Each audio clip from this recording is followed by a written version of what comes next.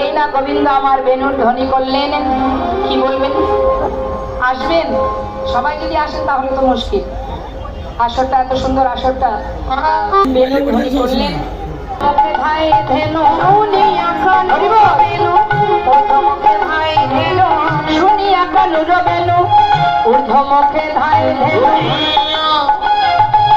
শুনিয়া কানাই বেনু, ঊর্ধ্বমুখে ভাই ধেনু উচ্চ ফেলি পিঠে রয় করে, আরে উচ্চ ফেলি পিঠে রয় করে, উচ্চ ফেলি পিঠে রয় করে, হাম্মা হাম্মা রবে করে, হাম্মা হাম্মা রবে করে, হাম্মা হাম্মা রবে করে, হাম্মা হাম্মা রবে করে, কৃষ্ণ কৃষ্ণ বলিতে নারে হাম্মা হাম্মা রবে করে, কৃষ্ণ কৃষ্ণ বলিতে নারে হাম্মা হাম্মা রবে করে। তারা তো মুখে বলতে পারছে না যে জয় কৃষ্ণ জয়, এ কথা তো বলতে পারছে না, তাদের তো বলবার বাক শক্তি নেই। হ্যাঁ, তাই তারা মুখে কি বলছে? হাম্বা হাম্বা, মানে জয় গোবিন্দ জয়, হাম্বা হাম্বা রবে করে, হাম্বা হাম্বা রবে করে, হাম্বা হাম্বা রবে করে, জয় জয় কৃষ্ণ বলিতে নারে হাম্বা হাম্বা রবে করে, জয় জয় কৃষ্ণ বলিতে নারে গান গোবিন্দের বেনু শুনে,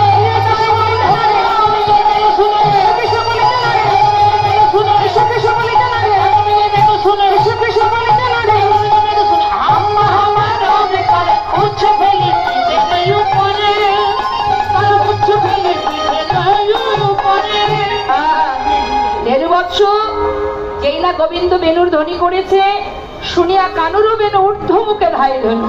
আচ্ছা, তিনি ভক্তের মনোবাঞ্ছা পূর্ণ করেন। তাই তো তিনি যুগে যুগে এসেছেন জগৎজীবের সাধুদের পরিত্রাণ করতে, দুষ্কৃতের নাশ করতে, আর ধর্ম প্রচার করতে। তাই তো তিনি যুগে যুগে আসা। তাই মাগো, তিনি ভক্তির হৃদয়ে যদি কেউ প্রকৃত আশা করে থাকে, যদি মন থেকে কেউ কিছু আশা করে, সঠিক আশা করতে হবে। রাধানী বাদিনীর ঘরে থেকে সদা সর্বদাই গোবিন্দের কাছে নিজের দেহ মনোপ্রাণ সঁপে দিয়ে কৃষ্ণ ছাড়া তিনি আন জানতেন না।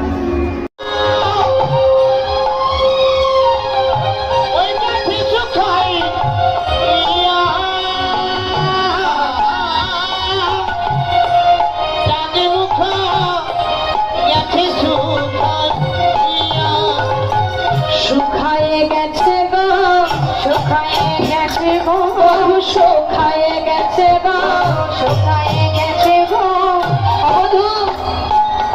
ওই চঞ্চল ধবলির সঙ্গে সারা বন ঘুরে ঘুরে আজ তোমার বদন খানি শুকায়ে গেছে গো, শুকায়ে গেছে গো, শুকায়ে গেছে গো, শুকায়ে গেছে গো। ওহে বধূ আমার পরাণ বধূ, হ্যালো, তোমার চাঁদ বদন খানি শুকিয়ে গেছে বধূ, একবার তুমি আমার ঘরে এসো। বধূ গো, তোমার চাঁদ মুখখানি দেখি আমার আর মন ভালো লাগছে না, তাই বধূ গো এই বেশি তুমি আমার রঙিন হলো কানুর রঙে, রঙিন হলো কানুর রঙে, আয়নের ঘাগনি তাই